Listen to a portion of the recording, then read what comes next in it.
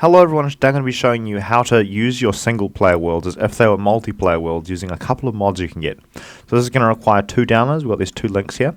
First we're going to go ahead and click on this download installer button here, which is right here. We're going to go ahead and slap this button. This is the latest version. 1.20.4 is the latest version of this mod in Forge. In Fabric you can get it later, but we're not going to be doing that today. So we click desktop, go ahead and click save. Now this is going to give us a little file on desktop. We can now just cross this off, we no longer need this link. Next we're going to head over to Modrinth. We're going to scroll down and look for this left hand side column. And we're looking for Essential Forge 1.20.4 is what you're looking for. And that's this little listing under here. And we can just click this little green download button here. We're just going to save this to the desktop. We go ahead and save. Now we can just go ahead and cross this off because we no longer need any of these links here. We should have two files. They should look like little .jar icons here, little Java things. If they do not look like Java things, right click on them and click open with, and then you click Java, which should be over here. If this doesn't come up as an option, you may need to download Java. Then we just go ahead and click choose another app and find it if it's not there. Anyway, next we're going to hit Windows key and R. This is Windows 11 I'm on. This would work for Windows 10 as well. And I've already typed this in, but what we're going to need to type in is percentage app data percentage. I'm just trying to zoom in there, but we type percentage app data percentage, so that's just what you type in there. Then we go ahead and hit OK.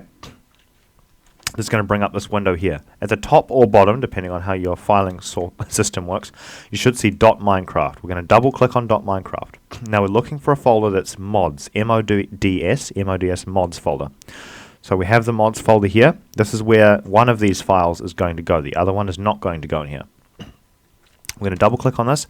If it doesn't exist, just right click and then go new and then create a folder and name it mods. You would name it mods and then you'd save it. I click enter.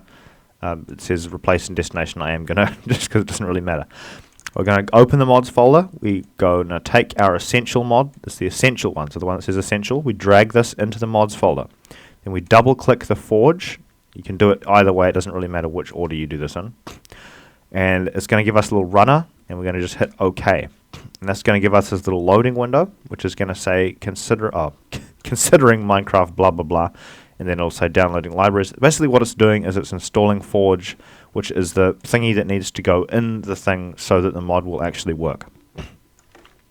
Depending on how fast your internet and computer is, that'll depend on how slow it loads, and also the version. The later the version, the longer it normally takes.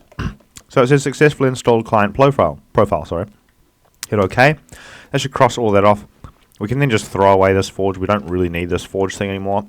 We can cross this off, and we should be able to boot Minecraft. Now, as we boot up Minecraft here, I'm just going to skip until it's loaded. This little armadillo screen really loves to load for ages. Alright, as soon as we've loaded up after running the Forge installer, we should have Forge set as the installation. So this will just pop up automatically down in the bottom left hand corner. When we go ahead and hit run, we'll get this little window. Just click play. You don't have to tick the box or do anything. Just click play. And it'll load up the game in 1.20.4. This is currently the latest version that is available on Forge. Fabric does have 1.20.6, but that's a different tutorial. Upon loading it up, you should get this little loading window that looks super cool. We've got Minecraft, but with little added animations.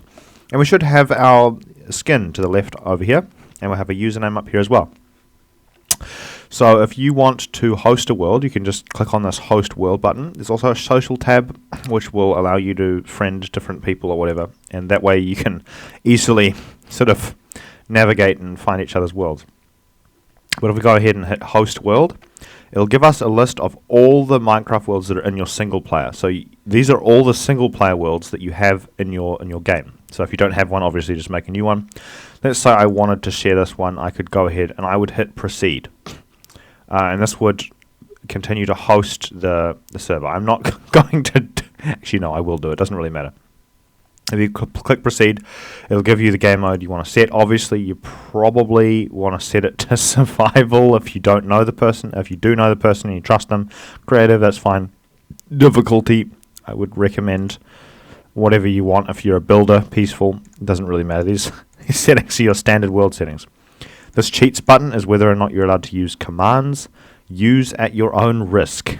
If you're playing with random people that you don't actually know in real life, it may be best to turn cheats off. If you plan on using cheats, you might want to turn it on just so you can time set day and whatever. And there's also the share RP button. We don't really worry about that. We just hit next.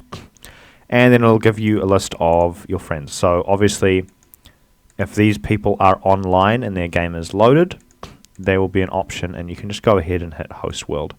And you may want to create a backup before doing this as well. I would definitely recommend creating a backup. I'm not actually going to share this world just because I don't want to, but you click. Actually, you know what? Who cares? I'm just going to do it. I'm going to do it for the sake of the tutorial. Let's just hope this doesn't wreck my redstone world, because it's quite a big redstone world, and I hope that I don't lose it. But this will load up in 1.20.4. Do you want to allow public and private network access? This is Microsoft asking if you want to use it. I'm pretty sure if you do actually want to let people join, you're going to have to click allow, but since I don't actually have any intentions of really inviting anyone, I'm just using this for demonstration purposes, I can just load up my redstone world. And we've got our little contraptions here. I can jump on my little slime block creation here and press this button and I will be bounced around or into a wall because I didn't do the engineering properly. Come on, let's do this again. I've got to do this a second time. Please land me through the door. There we go. Boing. Bounce. I'm on. I made it. Oh, look at that. And we made it through the redstone contraption. And now if we hit escape, we also get all these different options. We have the mods tab. Now, these are a bunch of different buttons you don't really need, but the main one you need to know is invite. So if we click on invite, then all the people who you have sent a friend request to will be here in an option. If they're online, you can invite someone, and it'll give you a little inviting someone logo down here. And then it'll invite them, and a little window will pop up in their home screen. So you really need to be communicating over some sort of platform like Discord or whatever, so you actually know what's going on with each other. But if you have some sort of audio communication platform that you can talk to each other, if you're playing on PCs that are really far apart, you can go ahead and do that. And normally up down in the bottom right hand corner, a little window will pop up for the other people that say that they've been invited, and you can go ahead and join. If it doesn't work, you just re-invite. Anyway, that's pretty much all you need to know. Thanks for watching and have a nice day. Goodbye.